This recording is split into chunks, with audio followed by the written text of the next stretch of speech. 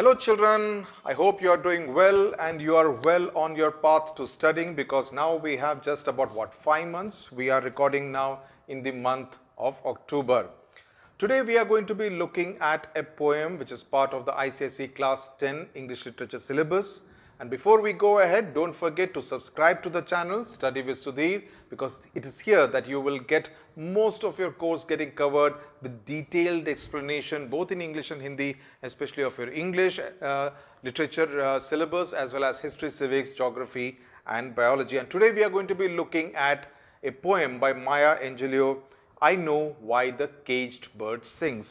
Those are some of the main points of the poem that I have written on the board, which I will be coming to in a short while from now. We will be going through the poem. But before we go ahead, just to know about the particular poet. Now, she is quite an eminent poet. She was quite an eminent poet, also a civil rights activist in her own right in the USA, whose activism and poetry and writings made a huge impact in the USA. This particular poem was actually published exactly 50 years ago in the year 1969, and it is this particular poem, I Know Why the Caged Bird Sings, that brought her into the limelight, because of also the time in which she actually wrote this poem, because it was in the times of slavery. And through this particular poem, she was seen to be making a very strong comment on slavery. Also, she was a very prominent women's rights activist, so it was also in that light that this particular poem was interpreted. So on the face of it, it is about a free bird and a caged bird. A free bird as well as a caged bird. But obviously the deeper meanings that Maya Angelou actually puts into the poem is what makes this poem so very important, apart from the fact that it is also laden with a lot of emotion. But it is very important in the times that we lived in at that point in time, in the 1960s. Even today, it's as relevant today. So if you just have to look at the poem in a glance, basically talking about the gist of the poem, it's about a free bird that's able to travel and fly anywhere in the sky and almost claim the entire sky and the entire space as its own. In contrast, there is a caged bird that is not able to fly out, that has to operate within that very limited space of a cage, which is why it is always in a rage. It's always very angry, and because it kind of craves for freedom, as opposed to the free bird which has the entire sky as its space. So the poem is about freedom versus enslavement, the feeling of freedom versus enslavement. And as I said, it's a commentary on slavery, it's a commentary on the status of women, and it is an ode to freedom. It is a celebration. It talks about how important freedom is in today's day and time. Okay, so shall we start with reading the poem? It's a short poem, but as I said, very, very important and quite heavy, if I may call it. A free bird leaps.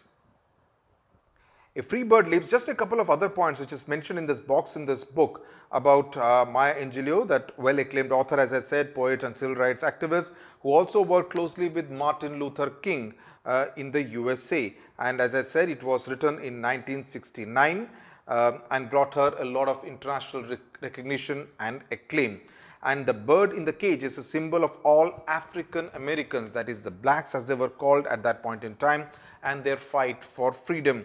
It symbolizes the struggle of being a black author whose words are not heard, and of one who longs for freedom. So it's also in the context, the personal context of the poetess herself. A free bird leaps. Let's start with the poem. A free bird leaps on the back of the wind and floats downstream till the current ends, and dips his wing in the orange sun rays and dares to claim the sky. What is the feeling that you get when you hear these kind of lines? Just to go by the words, the key words are free bird, back of the wind, dips his wing, orange sun rays, and claim the sky. Now, leaps essentially means jumping. A free bird jumps into the openness of the sky, and it's almost like in the manner in which an aeroplane takes off. It's taking off and claiming the entire sky, right? The current refers to that gush and the entire velocity that it is able to have as a result of the takeoff. if you listen to these lines, it's also with an awareness of what being free essentially means. So there is a lot of awareness with which these lines have been written, because the poetess understands what it is to be free, because she has seen not being entirely free, quote unquote, in the real sense of the word. So she knows and understands the value of freedom. So the poet starts the poem talking about the free bird. As it starts flying, it jumps from the ground or a tree with the pressure on the back of its wings in order to start floating in the sky. Now, it essentially says, it talks about the unfettered life of a free bird. Please note down all these phrases that I am using as part of the explanation so that you are able to use it in your answers. So it talks about the unfettered life of a free bird, which is not confined to a limited space, not confined to a limited space. And by talking about the orange sun rays. Now, orange sun rays. Now, sun is essentially a harbinger of positivity. It is a symbol of positive energy. So, what the poetess wants to say, that is the free bird is in synergy, is in sync with the sunshine.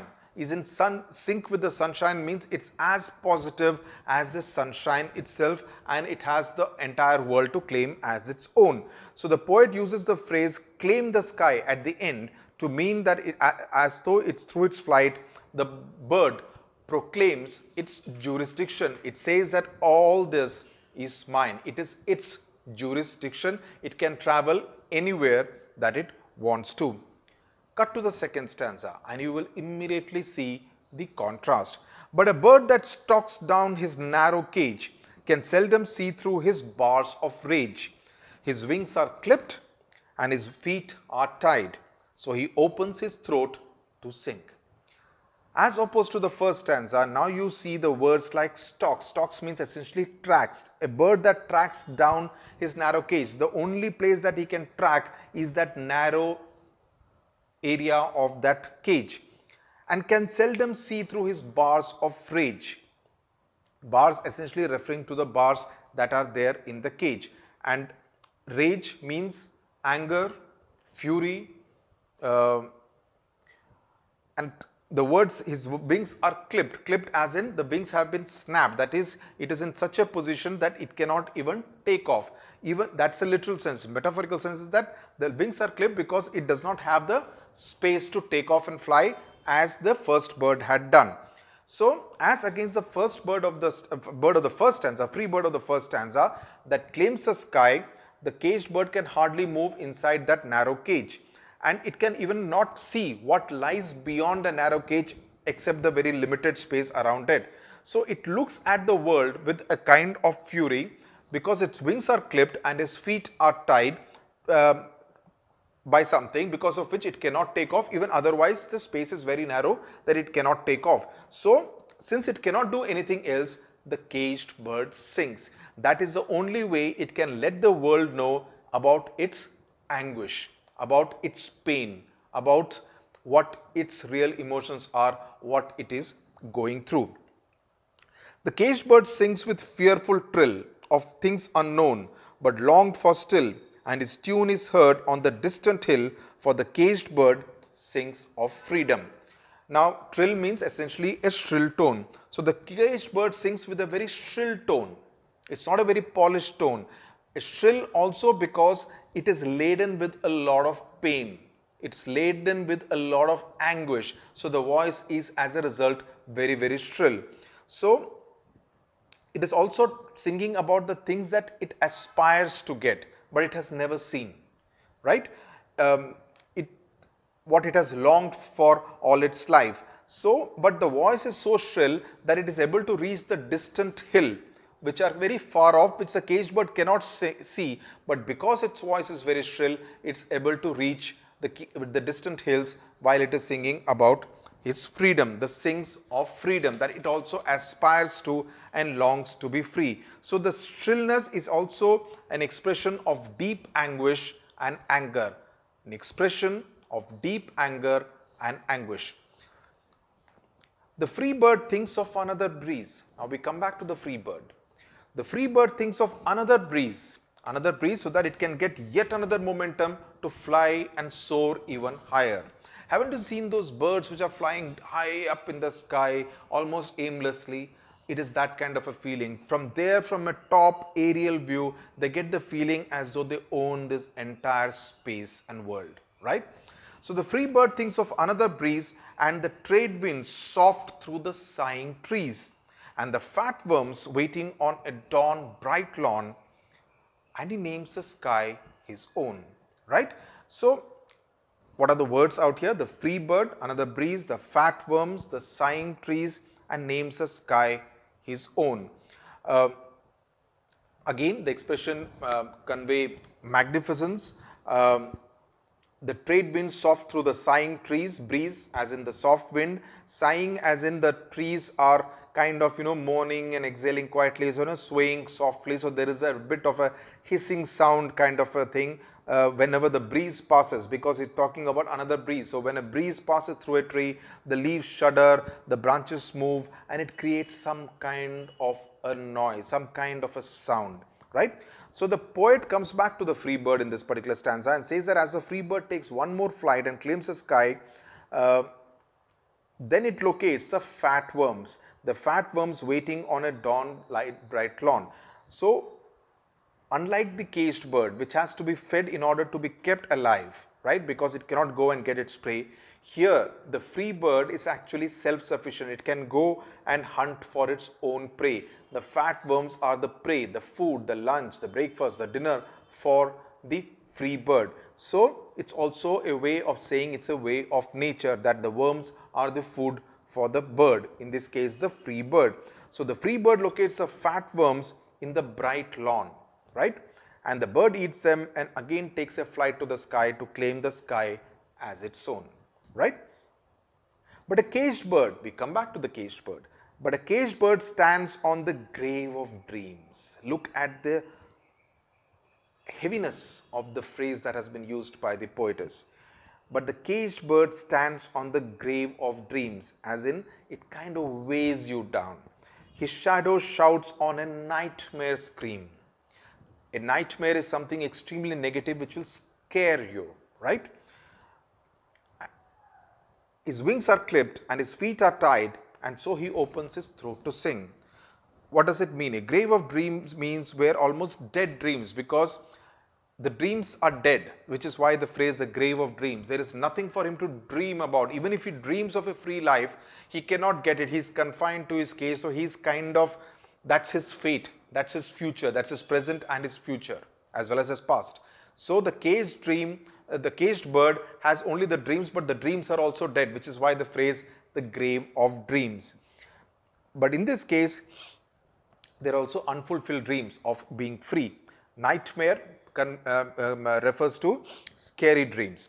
The poet says that the caged bird stands waiting in his grave of dreams. That's a cage. The grave is also a reference to the cage, which is kind of put him under fetters. His wings are clipped and his feet are tied. The shadow that the caged bird then sees, the shadow that the caged bird sees of itself makes it scream as though we the manner in which we do in our nightmares, right? Because it's scared of its own shadow. So the poet says that the caged bird can do nothing except to sing, and to sing in a shrill tone, as has already been said in this earlier stanza. Okay, and so essentially it's a song of pain. The grave of dreams also is an extremely despondent and a sad expression. It also conveys, it also is a pointer, it's also a commentary on its very meaningless life. Meaningless life where it is scared of its own shadow, where none of its dreams can come true. So which is why he uses the phrase grave of dreams, and essentially there is really nothing to look forward to. So the only thing that the caged bird can do and does do is to open its throat to sing. The last stanza incidentally is a repeat of the third stanza, and why it is doing so? It is to kind of emphasize, re-emphasize, reiterate the plight of the caged bird in order to make the reader realize and understand its pain and anguish and its entire unfulfilled dreams and lack of and completely shattered hopes. Okay, so it also is a commentary, is also a I mean, the poet is also making a point about, you know, human beings who inflict harm on others by caging them, by putting fetters on them, even if not literally, metaphorically. That is when you, and that's the point that we will be coming about the comments on slavery, as well as comment on the status of women, that you put fetters on people, not allow them to realize their potential, to live up to their potential, to do things which they can kind of, you know, go up in life. So that is also a caging of another kind. Here, of course, it was a literal caging, but that's also caging of another kind, and that's the kind of interpretation that we will be doing of this poem, because that's what is the larger meaning of this poem by Maya Angelou. Okay, so that's as far as the poem is concerned. Now let's look at the critical appreciation of this poem. So we have seen that what she has spoken about of this particular caged bird as well as the free bird.